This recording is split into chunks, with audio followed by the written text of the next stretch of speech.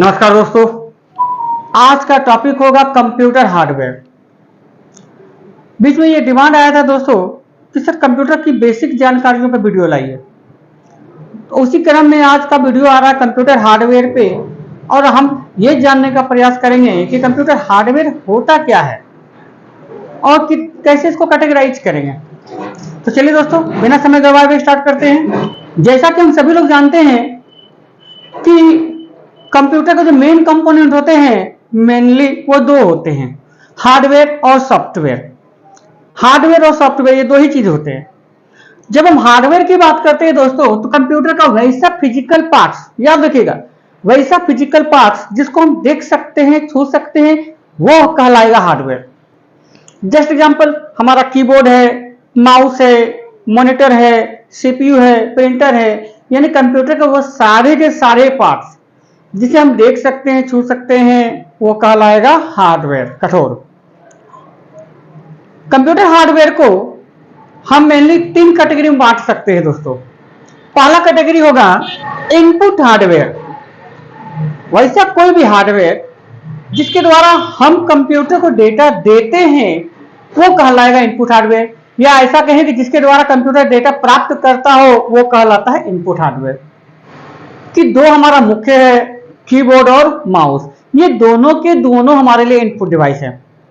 क्योंकि हमको अगर हमें कंप्यूटर को टेक्स्ट देना होता है या कंप्यूटर को कुछ भी टाइप करके देना होता है तो हम कीबोर्ड के माउस माध्यम से ही हम देते हैं, और साथ साथ माउस हमारा इनपुट डिवाइस है। तो कीबोर्ड जो है ये टाइपिंग के लिए जाना जाता है, माउस पॉइंटिंग के लिए, ड्रैग के लिए जाना जाता है। माउस को हम लोग पॉइंटिंग डिवाइस ही बोलते हैं दोस्तों, क्योंकि जब हम माउस चलाते हैं तो आप देखते होंगे स्क्रीन पे एक एरो मूव करता है, उस एरो का नाम है माउस पॉइंटर। ये इनपुट हार्डवेयर कीबोर्ड और माउस है। इसके अलावा भी बहुत सारे इनपुट हार्डवेयर है जिसका अलग अलग सेक्टर में अलग अलग यूज है। जैसे भी दोस्तों आपका VCR, OCR, OMR, joystick, tracker ball, सारे के सारे जितने भी आप लिस्ट देख रहे हो ये सारे के सारे हमारा इनपुट डिवाइस है जिसका अलग अलग सेक्टर में अलग अलग यूज होता है। इसके बारे में भी विस्तार से एक दिन आपके लिए वीडियो हम जरूर लेकर आएंगे दोस्तों। फिलहाल आगे बढ़ते हैं। तो ये इनपुट के लिए हमारे पास हो गया। दूसरा जो हमारा कैटेगराइज होता है वो होता है प्रोसेसिंग। प्रोसेसिंग के लिए जो हार्डवेयर हो, क्योंकि कंप्यूटर तीन तरह से काम करता है, input, processing, then output. Input करने के लिए जो डिवाइस होगा वो इनपुट डिवाइस कहलाएगा, इनपुट हार्डवेयर होगा। प्रोसेसिंग करने के लिए जो डिवाइस होगा प्रोसेसिंग हार्डवेयर होगा, और इसका एग्जांपल होगा सीपीयू। सीपीयू जिसका फुल फॉर्म होता है सेंट्रल प्रोसेसिंग यूनिट। सीपीयू हमारे लिए प्रोसेसिंग यूनिट है क्योंकि इसके अंदर बहुत सारे कंपोनेंट होते हैं। सीपीयू अपने कार्यों को स्टोर भी करता है, जो कि मेमोरी भी होती है इसके अंदर, और सीपीयू के अंदर प्रोसेसर होता है जिसका काम होता है डेटा प्रोसेस करना। हम कुछ भी कंप्यूटर को देते हैं इनपुट के माध्यम से तो ये सीधे सीपीयू के पास जाता है और यही जाकर के ये प्रोसेस होता है, और प्रोसेस होने के बाद हमें एक्यूरेट रिजल्ट मिलता है।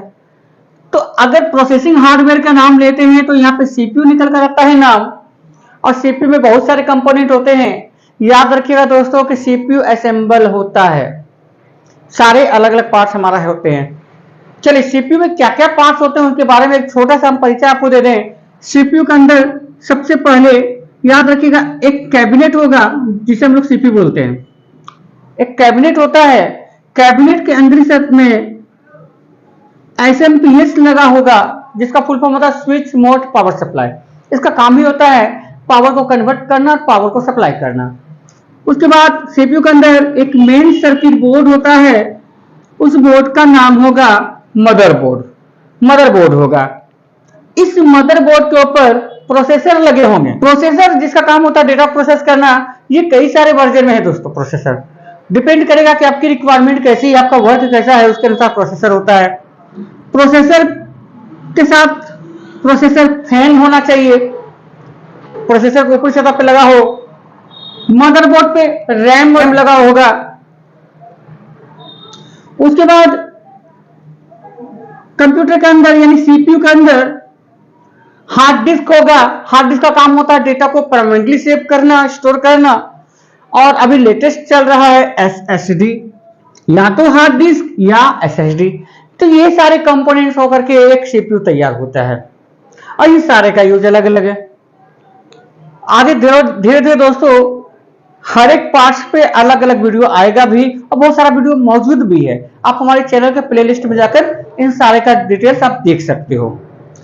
बात करें कि दो हार्डवेयर में जिक्र किया, इनपुट और प्रोसेसिंग। इसके बाद जो अगला हार्डवेयर होता है वो होता है आउटपुट, जिसके माध्यम से कंप्यूटर आपको आउटपुट प्रोवाइड करता है।